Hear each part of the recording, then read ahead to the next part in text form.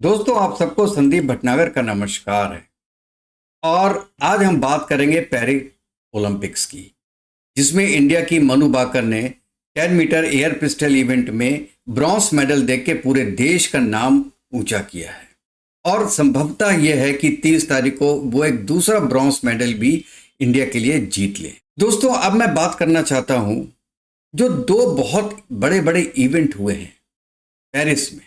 पहला कि illegal migrants ने एक तरीके से जो लोकल ट्रेन्स का सेटअप है वो बर्स्ट कर दिया। कई घंटों तक ट्रेनें नहीं चल पाई, वो भी उस सिटी में जहां पे ओलंपिक्स हो रहा हो। आप सोचिए कि मैनेजमेंट की क्या कंडीशन रही होगी उस वक्त। बसों से भर के जो इलीगल माइग्रेंट्स हैं उनको सिटी से दूर किया गया है, और वो ज्यादातर कौन है ये आप अच्छी तरीके से जानते हैं। और दूसरा, पहला मैच अर्जेंटीना और मोरक्को के बीच में फुटबॉल का होना था। उसमें मोरक्को के लोगों ने, दर्शकों ने फायर करके और वहां पे फील्ड में एक तरीके से अफरा तफरी फैलवा दी। अब उसमें मुस्लिम थे कि नहीं थे ये मुझे पता नहीं, कि वो 1% वाले थे कि 99% वाले थे, ये तो इसकी इंफॉर्मेशन मेरे पास नहीं है। और दूसरा, जो आज एक बहुत बड़ी बात, उसमें तजाकिस्तान का एक खिलाड़ी नूरानी इमोमली, वो जूडो में खेलने उतरे थे एक इजरायली जूडो का जो प्लेयर है उसके अगेंस्ट में। उनका नाम था तोवर बुतबुल। और खेलने के बाद उन्होंने इजरायली प्लेयर के साथ हाथ नहीं मिलाया और उल्टा अल्लाह अकबर बोला। ये देखिए, ये मैच हो रहा है जिसे लोग कहते हैं कि स्पोर्ट्स में आप धर्म और रिलीजन को मत लाइए। और लेकिन दूसरा ये हुआ कि अगले ही मैच में जापान के जूडो के एक प्लेयर ने उनको इतना इतना मारा है, इतना मारा है कि उनकी बाहें टूट गई। लोग कह रहे हैं कि दिस इज कर्मा, जो जैसा करता है वो वैसा भरता है। आप वहां पे जूडो का मैच खेलने आए थे, आप जूडो का मैच खेलते, हारते चाहे जीतते, लेकिन आपने उस प्लेटफॉर्म का मिसयूज किया। इसका मतलब यह है कि आप किसी भी चीज से, चाहे वो पॉलिटिक्स हो, चाहे वो गेम्स हो, चाहे वो एजुकेशन हो, किसी भी चीज से आप अपने रिलीजन को दूर नहीं रख सकते हैं। तो दोस्तों, यहां तो मैं ये कहना चाहता हूं, जब आप दूर नहीं रख सकते रिलीजन में, तो इंडिया चैंपियंस ट्रॉफी खेलने क्यों जाएगा पाकिस्तान में? शाहिद अफरीदी एक बॉल करेगा, उसके बाद अल्लाह अकबर बोलेगा क्या? एक विकेट लेने के बाद सजदा करेगा? तो क्रिकेट में या किसी गेम में भी रिलीजन कौन लाया है? कौन सा ऐसा रिलीजन है जो रिलीजन का इतना ज्यादा दुरुपयोग करता है और एक पर्टिकुलर रिलीजन को बदनाम करता है? रिलीजन कोई खराब नहीं होता, और हर रिलीजन में, कोई भी रिलीजन हो, उसमें कुछ शिकें ऐसी होती हैं जिनको आप कभी मिस इंटरप्रेट कर सकते हैं। बहुत सी चीजें ऐसी हैं, बहुत से, इवन गीता में, रामायण में कुछ चीजें ऐसी होंगी जिसका आप 2 या 3 अर्थ निकाल सकते हैं। आप कह रहे थे, कहते हैं ना, हम कबीरदास, सूरदास, तुलसीदास, वो जो कविता करते थे, उनके एक एक श्लोक में 3 3 4 4 मतलब होते थे।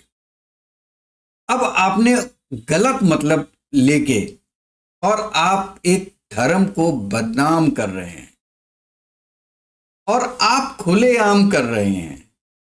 मोरक्को के मैच में हमने देखा, और उसके बाद ये जो तजाकिस्तान का जूडो एक्सपर्ट था उसके मैच में हमने देखा, और अभी तो 2 दिन हुआ है साहब, अभी तो 11 अगस्त तक होना है। तब तक क्या क्या गुल खेलेंगे अभी आप देखिए। तो ये जो मिश्रण हो रहा है धर्म और खेल का, ये पाकिस्तान को भी याद रखना चाहिए कि ये मिश्रण आप कह रहे हैं, आपके टीवी प्रोग्राम्स, आपके नकवी और इसके पहले के जो प्रेसिडेंट थे उन्होंने तो बहुत क्लियरली बोला था कि हम अपने दुश्मन कंट्री में खेलने जा रहे हैं। चलो वो तो ठीक है कि दुश्मन कंट्री तो है, लेकिन दुश्मन कंट्री क्यों है? दुश्मन कंट्री इसलिए है क्योंकि हिंदुस्तान में 85% हिंदू बसते हैं। अगर हिंदुस्तान में 85% मुसलमान बसते तो हिंदुस्तान आपका दुश्मन मुल्क कभी भी नहीं होता। पाकिस्तान वालों, तो धर्म आप लाए और धर्म हर चीज में लाए। आप जिंदगी का कोई भी एक नुक्ता उठा के देख लीजिए, कोई भी सेगमेंट देख लीजिए, आपने उसमें एक मिश्रण किया है धर्म का, और उससे केवल आपका नुकसान नहीं हुआ है, सबसे ज्यादा आपके धर्म का नुकसान हुआ है, क्योंकि लोग उसको ठीक से समझ नहीं पा रहे हैं। जब आप कहते हैं कि आपका religion is the religion of peace, तो जो रिलीजन नहीं जानता है, बाहर वाले ये सोचते हैं कि अच्छा,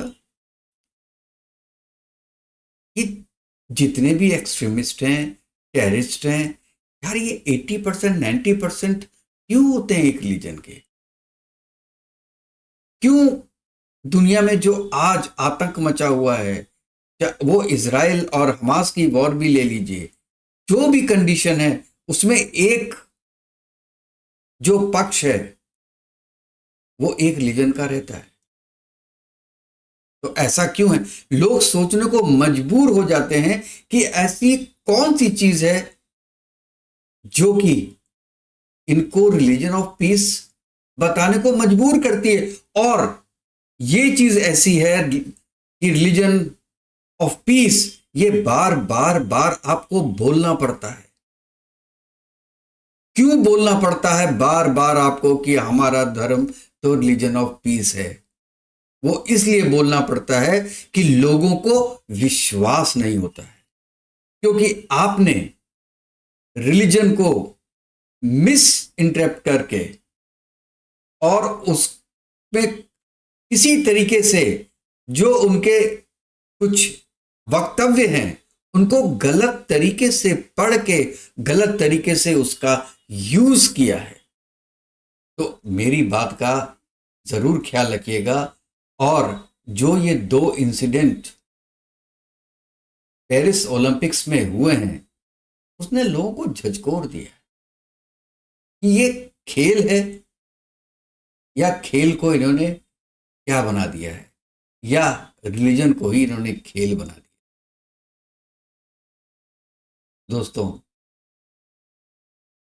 ये था मेरा आज का वीडियो, और अगर आपको पसंद आया हो तो प्लीज़ मेरी वीडियो को लाइक कीजिएगा, सब्सक्राइब कीजिएगा और बेल आइकन दबा दें, जिससे कि जैसे भी मैं कोई नया वीडियो अपलोड करूं तो उसकी इन्फॉर्मेशन आपके पास तक। तो कल किसी नए वीडियो के साथ मिलते हैं, तब तक जय हिंद, जय भारत।